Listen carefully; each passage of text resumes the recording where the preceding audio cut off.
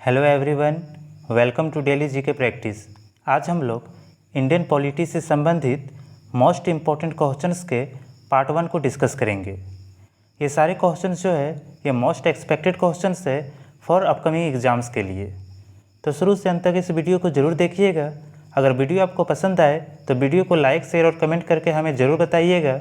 और अगर आपने अभी तक इस चैनल को सब्सक्राइब नहीं किया है तो प्लीज़ सब्सक्राइब कर लीजिए। तो चलिए वीडियो शुरू करते हैं। भारत की संविधान सभा की प्रारूप समिति के अध्यक्ष कौन थे? तो सही जवाब है option C, doctor B R Ambedkar. Doctor B R Ambedkar संविधान सभा की प्रारूप समिति के अध्यक्ष थे।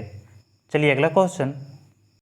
1949 में माओ के नेतृत्व में हुई कौन से क्रांति के बाद चीनी जनवादी गणराज्य की स्थापना हुई? तो कौन से क्रांति के बाद? तो ऑप्शन डी, साम्यवादी क्रांति के बाद चीनी जनवादी गणराज्य की स्थापना हुई। चलिए अगला क्वेश्चन। सभा के विचार विमर्श के लिए मार्गदर्शन करने के लिए उद्देश्य संकल्प आंदोलन का प्रारंभ किसके द्वारा किया गया था? तो किसके द्वारा किया गया था? तो सही जवाब है जवाहरलाल नेहरू के द्वारा किया गया था। चलिए अगला क्वेश्चन। संविधान सभा के पहले अस्थायी अध्यक्ष कौन थे? तो सही जवाब है ऑप्शन डी, डॉक्टर सच्चिदानंद सिन्हा। ये जो क्वेश्चन है ये वेरी इंपॉर्टेंट क्वेश्चन है। ये क्वेश्चंस बहुत सारे एग्जाम्स में पूछे गए हैं। तो चलिए अगला क्वेश्चन। भारत का संविधान दिवस कितने तारीख को मनाया जाता है? तो सही जवाब है ऑप्शन डी, 26 नवंबर। भारत का संविधान दिवस 26 नवंबर को इसलिए मनाया जाता है क्योंकि 26 नवंबर 1949 को संविधान सभा द्वारा इसे अपनाया गया था। ठीक है, और 26 नवंबर 1950 को इसे लोकतांत्रिक सरकार प्रणाली के साथ लागू किया गया था। ठीक है, तो चलिए अगला क्वेश्चन। भारत के संविधान का गठन किसके द्वारा किया गया था? तो सही जवाब है ऑप्शन ए, विधानसभा। भारत के संविधान का गठन विधानसभा द्वारा किया गया था। चलिए अगला क्वेश्चन। मसौदा आयोग ने भारतीय संविधान को किस भाषा में लिखा था? तो मसौदा आयोग ने भारतीय संविधान को अंग्रेजी और हिंदी भाषा में लिखा था। चलिए अगला क्वेश्चन। भारतीय संविधान कब अस्तित्व में आया था?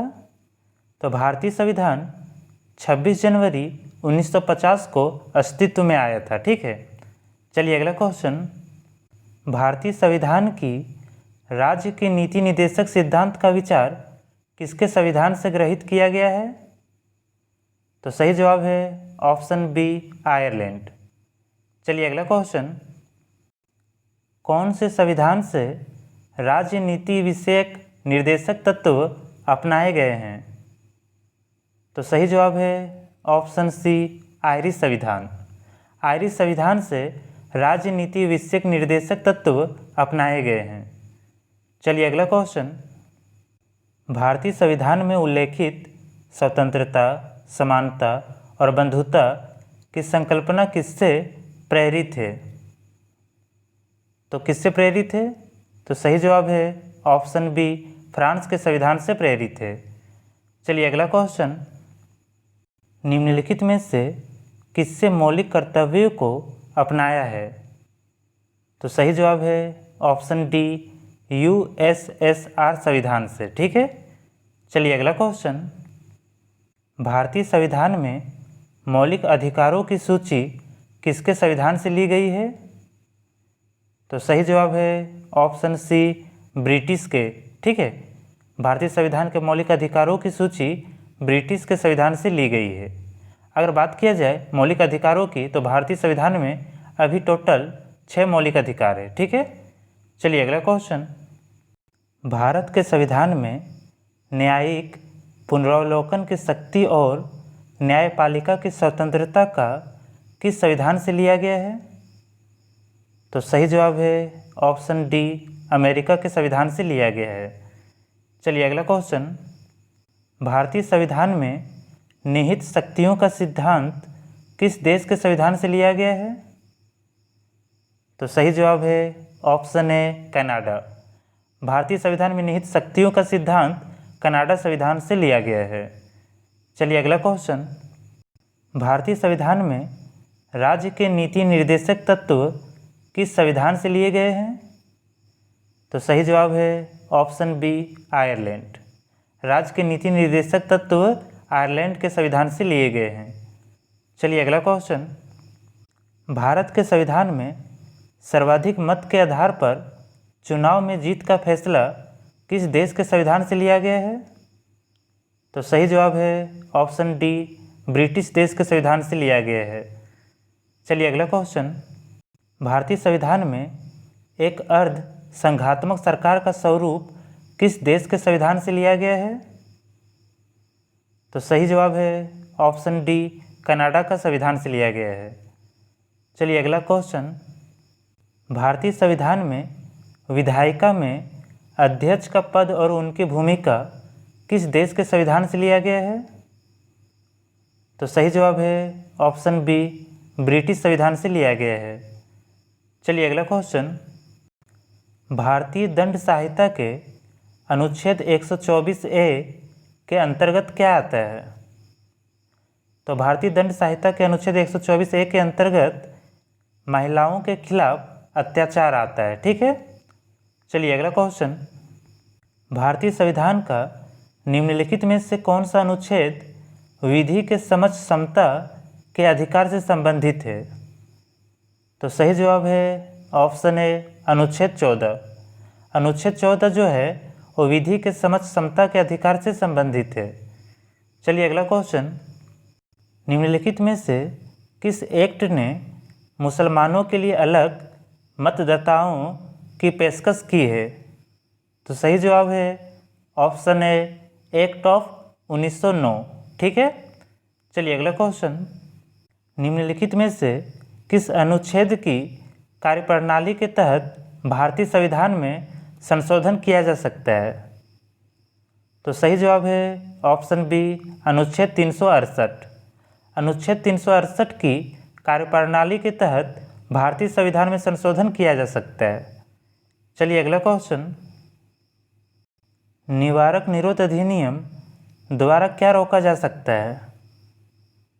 तो सही जवाब है ऑप्शन बी आज़ादी का हक। निवारक निरोध अधिनियम के द्वारा आज़ादी का हक रोका जा सकता है।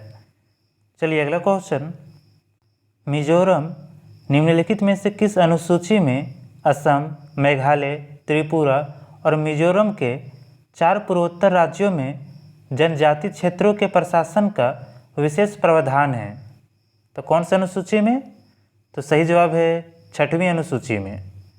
चलिए अगला क्वेश्चन, भारत के संविधान की 7वीं अनुसूची किससे संबंधित है?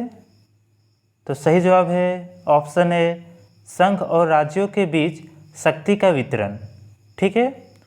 चलिए अगला क्वेश्चन, निम्नलिखित में से किसकी स्थापना भारतीय संविधान के अनुच्छेद के अधीन निश्चित उपबंध के अनुसार की गई थी?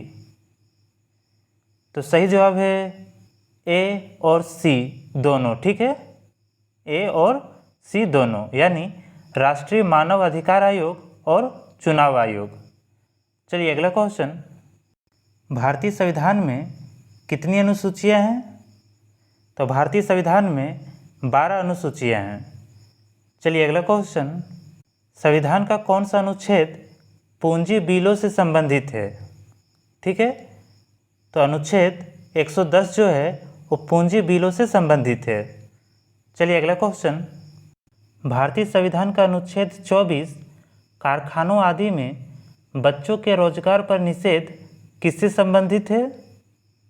तो सही जवाब है ऑप्शन बी भारतीय नागरिक के मौलिक अधिकार से संबंधित है।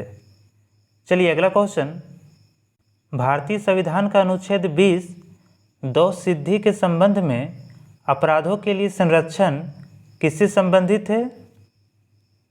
तो सही जवाब है ऑप्शन बी भारतीय नागरिक के मौलिक अधिकार से संबंधित है। चलिए अगला क्वेश्चन, भारतीय संविधान का अनुच्छेद 228 कुछ मामलों का उच्च न्यायालय में स्थानांतरण किससे संबंधित है? तो सही जवाब है ऑप्शन ए राज्य सरकार से संबंधित है। चलिए अगला क्वेश्चन, भारतीय संविधान का अनुच्छेद 134A सुप्रीम कोर्ट में अपील के लिए प्रमाण पत्र किससे संबंधित है? तो सही जवाब है ऑप्शन डी, राजनीति के निर्देशित सिद्धांत से संबंधित है। चलिए अगला क्वेश्चन, भारतीय संविधान का अनुच्छेद 173 राज्य विधानमंडल की सदस्यता के लिए योग्यता किससे संबंधित है? तो सही जवाब है ऑप्शन ए, राज्य सरकार से संबंधित है। ठीक है। चलिए अगला क्वेश्चन, कौन सा अनुच्छेद प्रत्येक नागरिक के मौलिक कर्तव्यों को निर्दिष्ट करता है? तो सही जवाब है ऑप्शन सी, अनुच्छेद 51A। ठीक है, अनुच्छेद 51A जो है वो प्रत्येक नागरिक के मौलिक कर्तव्यों को निर्दिष्ट करता है। चलिए अगला क्वेश्चन, समान नागरिक संहिता का भारतीय संविधान के किस अनुच्छेद में उल्लेख किया गया है? तो किस अनुच्छेद में उल्लेख किया गया है? तो सही जवाब है अनुच्छेद 44। ठीक है। चलिए अगला क्वेश्चन, भारतीय संविधान का अनुच्छेद 187 राज्य का सचिवालय विधानसभा किससे संबंधित है? तो ये राज्य सरकार से संबंधित है। चलिए अगला क्वेश्चन, भारतीय संविधान का अनुच्छेद 31C निश्चित निर्देशक सिद्धांतों को प्रभावी करने के कानूनों का संरक्षण किससे संबंधित है? तो ये संबंधित है भारतीय नागरिकों के मौलिक अधिकार से। चलिए अगला क्वेश्चन, भारतीय संविधान का अनुच्छेद 27 किसी भी धर्म विशेष को बढ़ावा देने के लिए करों के भुगतान के रूप में स्वतंत्रता किससे संबंधित है? तो ये संबंधित है ऑप्शन डी, भारतीय नागरिक के मौलिक अधिकार से। ठीक है। चलिए अगला क्वेश्चन, भारतीय संविधान का अनुच्छेद 222 एक न्यायाधीश का एक उच्च न्यायालय से दूसरे में स्थानांतरण किससे संबंधित है? तो ये संबंधित है केंद्र सरकार से। तो दोस्तों आज के लिए बस इतना ही। अगर ये वीडियो आपको पसंद आए तो वीडियो को लाइक, शेयर और कमेंट करके हमें ज़रूर बताइएगा। और अगर आपने अभी तक इस चैनल को सब्सक्राइब नहीं किया है तो प्लीज़ सब्सक्राइब कर लीजिए। आप इस वीडियो का PDF हमारे टेलीग्राम चैनल से डाउनलोड कर सकते हैं, लिंक डिस्क्रिप्शन बॉक्स में है। मिलते हैं अगले वीडियो में। Thank you.